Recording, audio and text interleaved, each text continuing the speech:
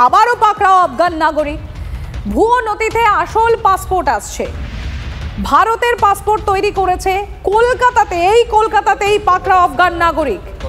বিদেশ যাত্রার চেষ্টা করে সে, বিমানবন্দর থেকে গ্রেফতার এই আফগান নাগরিক। দেখুন সেই ছবি দেখাচ্ছি।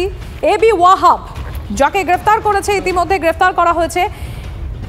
এই এবি ওয়াহাবের নামে লুকআউট নোটিশ রয়েছে আফগানিস্তানে।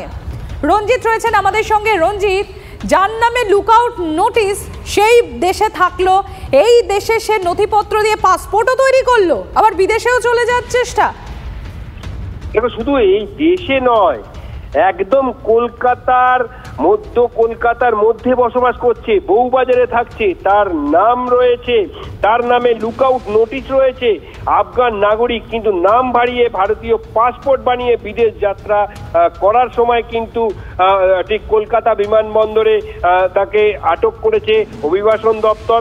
মূলত তোমাকে জানিয়ে রাখি, কলকাতায় যে ভুয়ো নথি দিয়ে তিনি নাসির খান নামে একটি পাসপোর্ট তৈরি করেছিলেন এবং কলকাতা বউবাজার চত্বরে থাকতেন।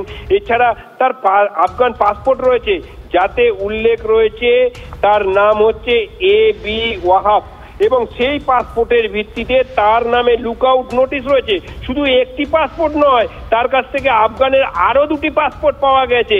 সেখানে তার নাম রয়েছে ওয়াসিম আহমেদ এবং নাসির আহমেদ।